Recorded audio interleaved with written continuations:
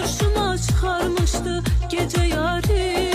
Günlerin bir günü bir gece yarı, benim karşıma çıkarmıştı gece yarı.